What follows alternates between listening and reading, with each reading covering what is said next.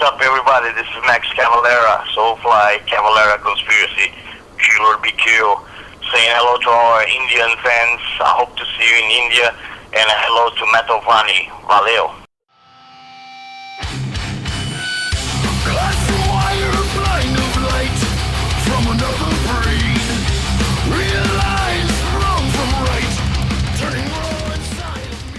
Hello, Mr. Max Cavalera. How are you doing? Good, man. How are you? I'm doing great. It's always an honor to have a chat with you, Max. All right, man. Sounds good. So, first of all, let's drop the bomb. Killer Be Killed, an amazing, epic masterpiece released by the bunch of guys who are considered legends in their own style. That's something you guys have crossed our expectations. How does it feel? It feels great, man. We love the record. It's finally coming out next week. Yeah. We worked on this for 3 years. Started with me and Greg. Mm-hmm. We started this together, just me and Greg, and it developed through many phases. We got more people involved, like Dave and Troy. Right. And I think it's a really cool record. It shows quite different styles and more melodic. Right. And I share my vocals with the other two guys, and I think it's great because I don't have to sing on the whole record like Soulfly or Cavalera Conspiracy. True. And it's fun to share the vocals with the other guys, and I think the record itself is quite cool. It's like very different and like a breath of fresh air for my music right now. Right. I completely agree with that. Now, it's been you, Greg, Troy, and Dave fit together like fish in the pond of awesomeness. You guys swim in the same wave. Even though each one of you is a different entity, but at the same time constructing a great album. How has the songwriting process been? Well, it just kind of came naturally. That just happened. I really didn't know what to expect when we first started this, but I had the feeling it was going to be good, but I didn't know how it was going to happen, and it was a big mystery to all of us. Mm-hmm. And it was not until we got to the studio and we started singing on the stuff that we actually saw the potential. That we all in the studio kind of went, oh, this is really cool, man. This is, we got something special here. We felt a special vibe coming out of the songs that we are working on. Because some of the songs are kind of old, like Face Down and Set Fire to Your Flag are from the demo days, because me and Greg did a 15-song demo when we first met. There was drum machine and just me and him singing on it, and it was very, very raw, very poor quality, but the spirit was born there. But I think once we got Dave and Troy involved, when we got Dave, we did more songs, and the band became better with the drummer and somebody that could put the beats in places. Right. And then when we got Troy in the band, that was the final piece of the puzzle. It was great. Exactly. We wrote some more songs with Troy and divided all the vocals, and it was fun. Actually, my favorite part on the record, apart from playing guitar, because I play a lot of guitars on the whole record, was actually singing with the guys and seeing how each song came out just killer in its own way, just different and amazing. It was really a great experience in the studio. I agree with that, because the combination of three voices is catchy as hell. I mean, how did you guys manage to fuse them together so that each one shines out? Well, we just did it. It's a big mix how we divided the voice. We didn't have a structure. We just did each song different. Some songs I wanted the chorus, like Face Down and IED. Curb Crusher, I asked them, can I have the chorus of this song, because I don't have an idea for it. And then some other song, Greg got the chorus, like Wings and Marrows and like Snakes of Jehovah. Right. And then some other songs, Troy had the chorus, like Save the Robot. So it was a big mix. We just mixed everything, and sometimes we did kind of like Snakes of Jehovah, in the end, there's a very fast part that sounds Right, like yeah. Slayer, like thrash, and we thought it would be cool to have Troy singing because Mastodon don't have anything fast like that. Right. So I was curious to hear how would Troy sound in a fast band, in a thrash band. So we gave him that part, and it sounds great. You know, he did a great job. It almost sounds like Lemmy a little bit. Right. Some parts, you know. So it was really cool like that. We just divided everything, and it was really a group effort, you know, because it couldn't be very individual. I just do my part and don't care about what the other guy do. Right, I agree. But it was not like that.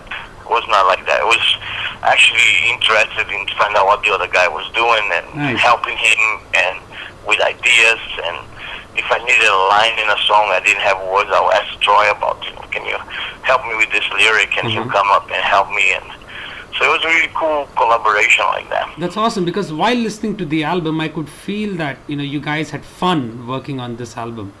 So, you know, because if I'm not wrong, this album took very few time to work on. I mean, it was done in a very short duration. So how? Yeah, it was done in phases. It started with me and Greg doing demos, and then we had Dave on drums.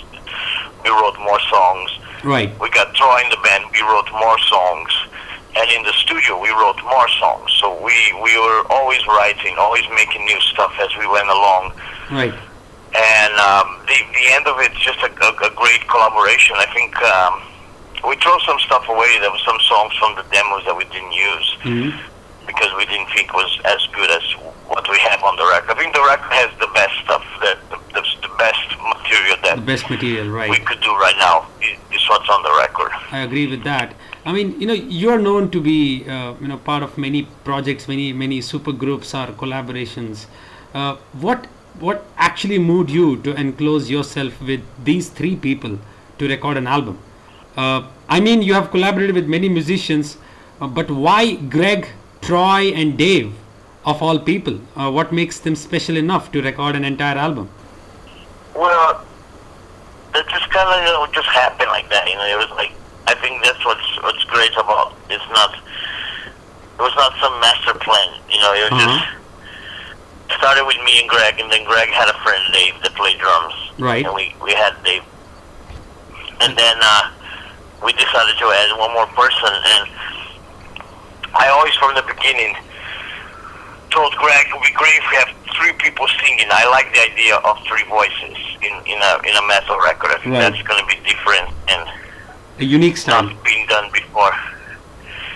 And I think, you know, that was my idea, and I'm glad I stick with that idea, and I did not move away from that idea. And I agree. Because I think that's really one of the things that makes this record special is the three voices.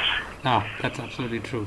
I agree with that. You know, you like to experiment, but even scientists haven't done it all. So, you know, what hasn't Max Cavalera done yet, but really wants to do? Well, I have not done my dub reggae metal record yet. That's something that, you know, I have to wait for the right time to do it. And right. So when, but you know, for the moment, I really like this. What I have, you know, I have Soulfly, Cavalera Conspiracy has got a new album coming out in October. Yes. A grindcore album. Is coming out next week. Yeah, it's very heavy, very brutal. That's awesome. And you know, few other times when your name isn't mentioned when it comes to you know, talking about Brazil, you know, when a metalhead is involved in the conversation, it's about Brazil. It's always Max Cavalera. You know, do you feel like you have involuntarily become a symbol of Brazil? You know, like Pelé is for football. Well, I'm proud of that. I think that's great, and you know, I carry, you know, the kind of like good parts of Brazil with me. I think I like we did on the Roots album. The culture was very beautiful, and working with the Indians and Chavantes was an amazing experience, and I think that record was very special. And I live in America now, but I always have my roots in Brazil, and True. I think I'm always going to be connected to Brazil. That's really awesome. It has happened involuntary. I mean, Sepultura happened, went international, some other stuff happened, and then Soulfly. You've been representing Brazil in some way. I bet this is beyond your wildest dreams when you were a kid and were writing Sepultura in your notebooks. Oh yeah, big time. It was always wanted to, you know, uh, live entirely for music. Don't have to have a second job and work in some factory or like we had work in a hat factory, shoe factory. True. And just live for the music. I think that's one of my dreams come true. That right now I can live for the music and just do music Right. on my whole time. It's all I do, musical stuff, and it's great, that's why I have all these projects, because Yes. to keep me busy. Absolutely true. Now, looking back at your 2 or 3 decade long career, what's the most important lesson Max Cavalera has learned? Well, I think this best lesson is what music gives you. That joy, that incredible feeling. Right. When you're feeling down, when you're feeling like shit, you put a record that you like and picks you up, and it motivates you to do stuff. And for me, that's what music does. So I listen to music all the time. I listen to new bands, and I'm always looking for new heavy music. Mhm. I'm a fan of a lot of newer bands, and I love what the sensation that music gives me is Mhm. the best. And more I want to be involved and do more music and make more projects, Right. create more music. And I think the fans really love that, and I think it's great. And I have very fanatic, real powerful fans that are really into what I do, and Absolutely. for them it's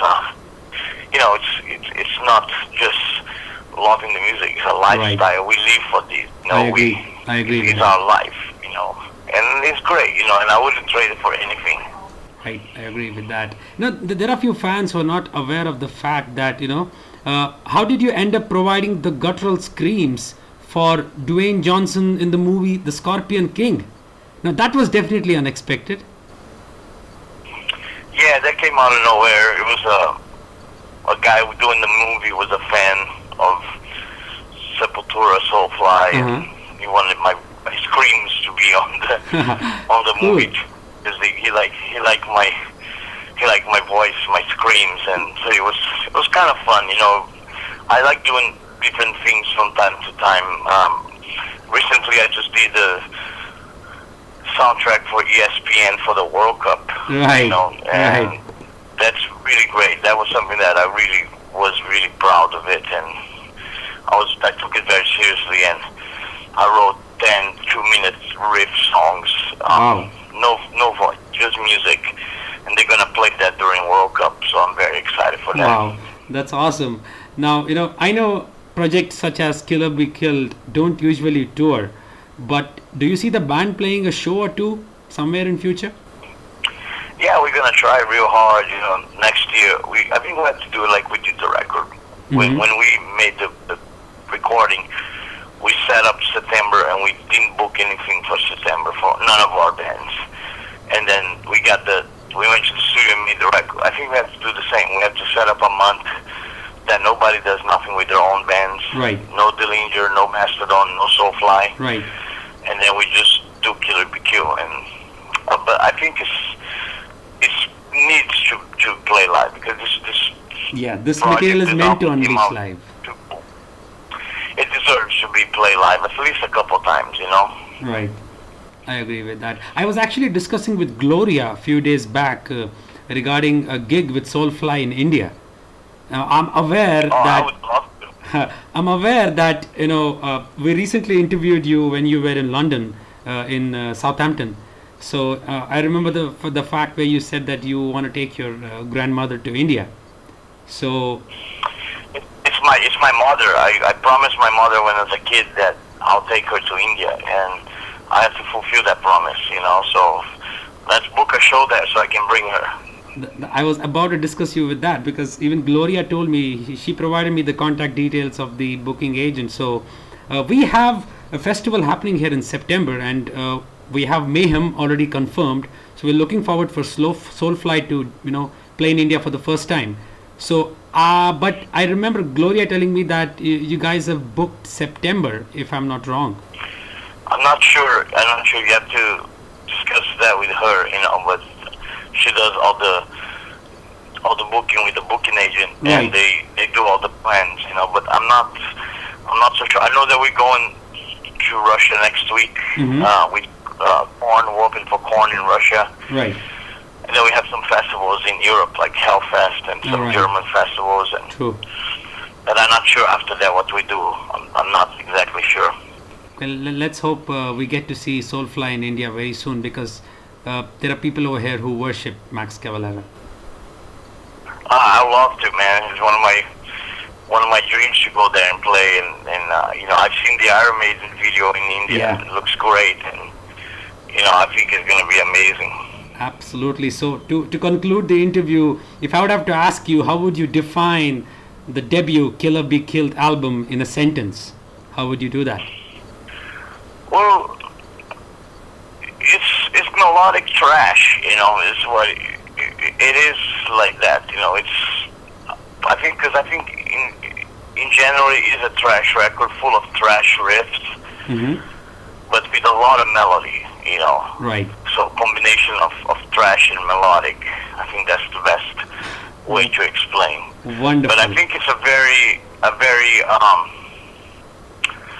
fun record. When you put it on, it's easy listening. You get easy. Yes. It's easy to get into it, and stay with it. And Exactly. song after song, it just kind of draws you into the project. And I think it's definitely one of the most fun records I made, and it's one of the most fun to hear back. Absolutely true. Max Cavalera, thank you so much for sparing your precious time with us today. It's been an honor. Thank you very much. I hope I see you in India, okay? Absolutely, brother.